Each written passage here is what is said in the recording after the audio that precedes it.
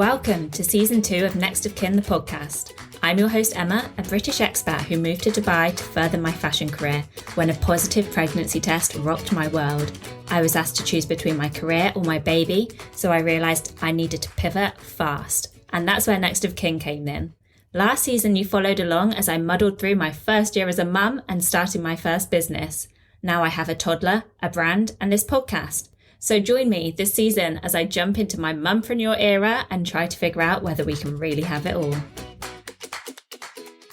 Guys, we are back for season 2. It really didn't take me long to miss podcasting, but the break was so needed.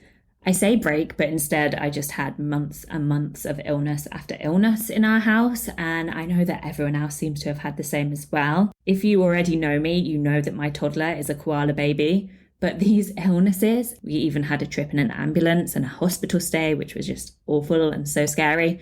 But that has turned my koala into an even more clingy koala. So my Q1 of getting my head down and really hustling away at the brand side of Next of Kin hasn't hugely gone to plan. But I won't ever regret slowing down and spending this time with Bonnie. If you are new around here, let me quickly reintroduce myself and get you up to speed. In a nutshell, I am an ex-luxury fashion buyer who moved to Dubai, got pregnant with my long-term boyfriend. It was unexpected. Actually, we just had a conversation about how we were going to wait at least one more year till we started trying. But I was thrilled and I feel so lucky.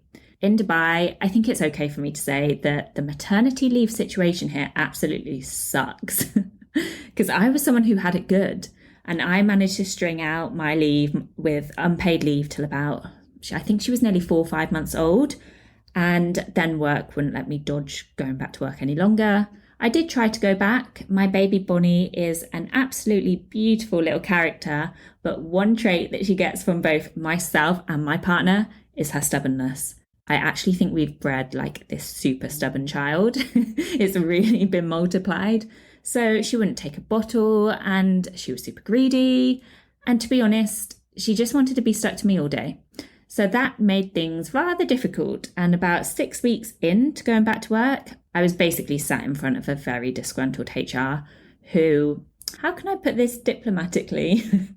They weren't exactly helpful. They'd actually decided they were going to tighten up their remote working policies and working from home and all that kind of thing that we had before. So basically made my life 10 times harder and I had to choose between my career or my baby. So as you can imagine, that choice wasn't very difficult, but I knew that I was going to need to pivot and fast. I had actually already had thoughts of creating a baby brand and I felt really drawn towards podcasting. So I just picked myself up and got to work on that. Now, over the course of season 1, I did solo episodes as well as guest episodes, where I was trying to be just as honest as possible about mum life and what I was experiencing and the struggles, especially with this newfound career path. And I must say that starting this podcast has been one of the best decisions I've made. I am so grateful for the supportive, positive listener base, but also there's no way that I could have this contact base of like amazing experts who have come on the show. Anyway, I know it's boring for you to listen to me gushing, but something that I realised, not just from this show, but from the chats that I was having with the other mums and small business owners, was just how difficult it was to carry on in our careers after having a baby.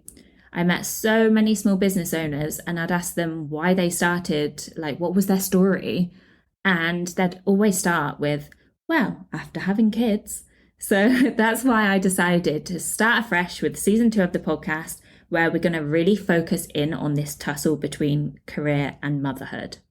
I know that's what a lot of you guys are here for anyway. So I've had a quick rebrand. We're no longer Next of Kin Parents Podcast. We're dropping the parents. We're just going to be Next of Kin the podcast. Because to be honest, that's what I refer to it as. I refer to Next of Kin the brand and Next of Kin the podcast. And I really did play around with different formats last season, didn't I? And try to get some feedback and figure out what worked, what felt right. I think what you really like to hear is the fabulous guests, right? So I may drop in with a solo episode here and there like today throughout the season, but I aim to bring you some really inspiring, I hope, conversations, starting with an episode about how to start a business, how to come up with an idea, how to actually get going, how to find what's right for you at this stage in your life. Because I know that so many may be listening to this on their mat leave or even back in a job that you're desperate to leave, but you feel so stuck because you don't know what to do next. So I thought, how can we start this season any better than having that as an episode? I'm not giving away the guest, but it's a good one. Now, one thing that will stay the same is that I am still no expert, and I want to keep this as a supportive, judgment-free sort of non-preaching zone, because we get told we ought to be doing things certain ways constantly as mums. It's as if we literally don't have our own brains and intuitions. And I'm still feeling sick of all this conflicting advice out there. So take from these episodes what you need, and certainly don't put me on a pedestal, because I get all these lovely comments about how amazing I am to have started my own business whilst my little one was so tiny. And honestly, I'm just trying to muddle through this all. I love the comments, I love the compliments, but still, it's hard and I do not know what I'm doing here. So I always say that this podcast follows along my personal journey. Last season, I spoke to, sleep consultants, Montessori experts, that kind of thing. And you were really getting an insight into my personal experience of the first year of motherhood. But 2024, I'm trying to figure out this working mama life. I'm in my mumpreneur era, so that's what you can expect from this season. God, saying that you're in some sort of era is going to date so badly, isn't it? It's going to be such a 2024 thing. But that's what I'm going with. I was about to go back actually and listen to my final episode of last season, so episode 28, because I know that I spoke about some of the goals, like personal goals and business goals, and I thought maybe I should go back, listen to that and update you on where I'm actually at. But honestly, I still hate the sound of my own voice. I can't believe I have a podcast. So I just tried to remember. I know that I was planning to focus on the business and driving sales online side of things. I basically get a really fabulous response from customers at markets, but the reality is that I'm still this small brand. So driving those sales online is really not easy. And I have a lot to learn in that space. And this is still my biggest pain point a couple of months on.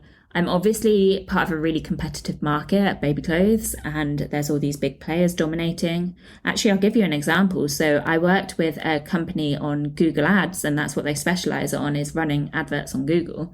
And they did that for me for like a month or two, and I made 0 sales, not a single sale.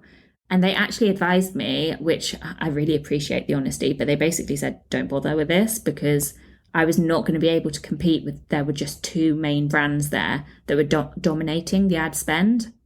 However, I don't even currently rank on Google. Like if you search for baby clothes in Dubai or whatever, I don't rank. So over the next few weeks, I need to teach myself about SEO.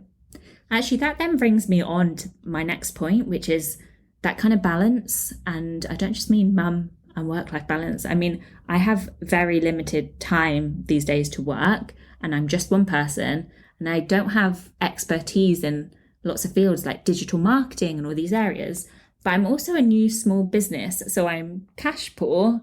So finding that balance of outsourcing, like what do I learn myself? What should I outsource? How much that costs and whether it's worth it, and how to even find these good freelancers. This is a real learning curve right now. Now, I want to let you in on a learning that I feel like as a buyer, I should have done way better with this brand. I actually have a few small brand owners who listen. A lot of them have baby brands as well. And I wonder if they're going to agree with me. But as we are saying all over TikTok and Instagram and social media right now, 2024 is the year of no gatekeeping. So if you're just starting out, this is one area where I think I could really have improved and should have known better, to be honest. And that is the continual product development and the small launches. My strategy was to work seasonally, so launch a couple of full seasons of product a year and then trade them and then launch the next. And if you asked me last year about the next launch, I'd tell you that I wasn't currently working on it because I was working on my sales and I was working on tracking feedback and what was selling before working on anything new to make sure that I was developing the right product, which of course is true. It's the right thing to do. It really makes sense. But After a couple of months, I felt like I really needed a new product for my loyal customers, something to keep them engaged, interested. So if I was to do this again, I would have been working on that before even launching. But to be honest, we are not going to have any newness anytime soon. And to be really real with you, that's because mum life and burnout has just got in the way. I'll come to that in a minute. And how often do we hear about self-care and needing to take time out and take care of ourselves? And if you're like me, you just basically don't listen because it seems impossible. Like that seems a bigger task than hustling and starting a business, is to actually take care of myself. I've grown up in hustle culture, so I was go, go, go. But with back-to-back illnesses in our house, that basically meant that December and January, I had to cut back my work so much. Like Bonnie needed me. I was getting ill too. And what I learned was that my business suffers if I am burnt out.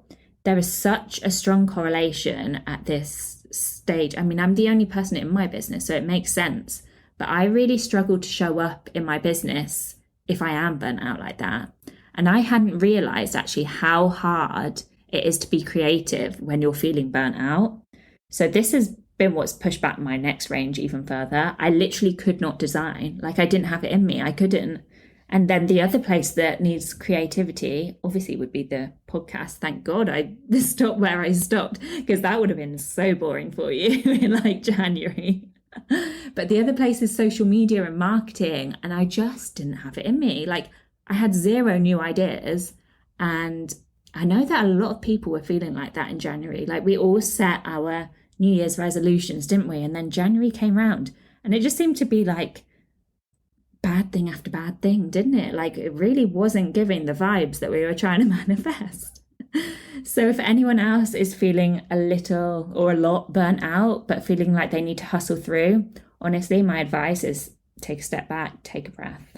A tip that I can share with you, which has been a strength from my retail days actually, is the number side of things. And as I've networked, it's really surprised me how many small businesses and small retailers just aren't tracking their sales or aren't doing it properly or don't know how to look into them and analyze.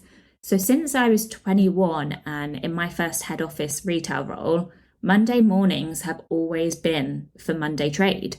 So you come in early, you print off all the types of reports, you set about analysing your trade for the previous week. And then from that, you're looking at sort of short-term and long-term actions. So for example, something isn't selling well. Okay, so what can you do to boost? Maybe a promotion.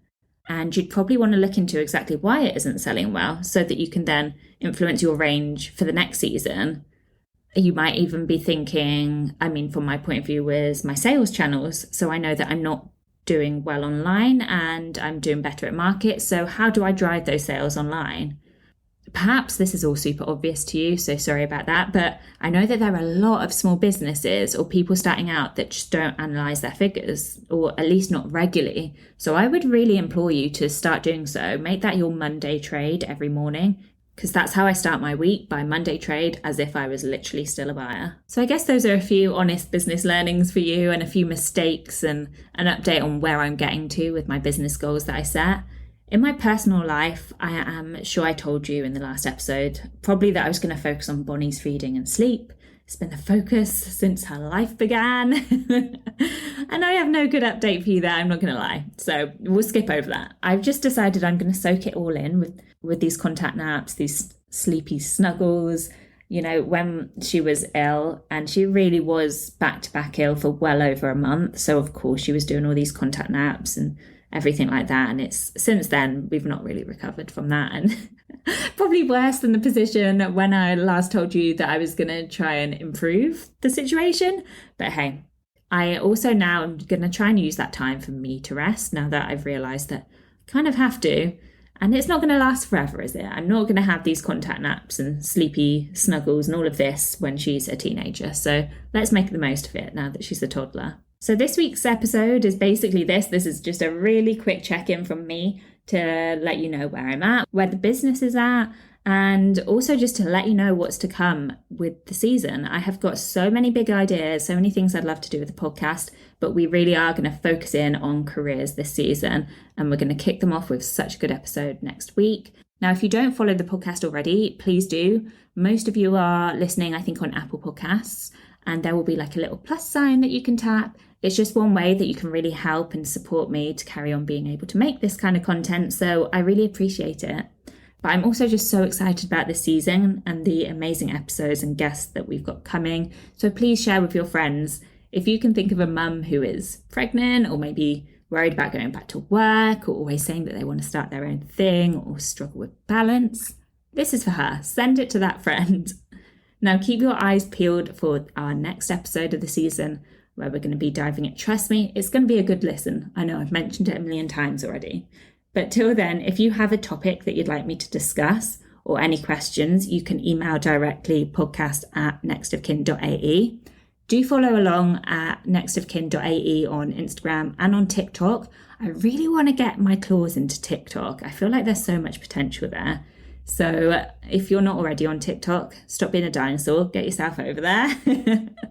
You can also use my code podcast10 for 10% off on Next of Kin on the brand by shopping online, which is, you guessed it already, it's nextofkin.ae. Until then, take care and see you next time.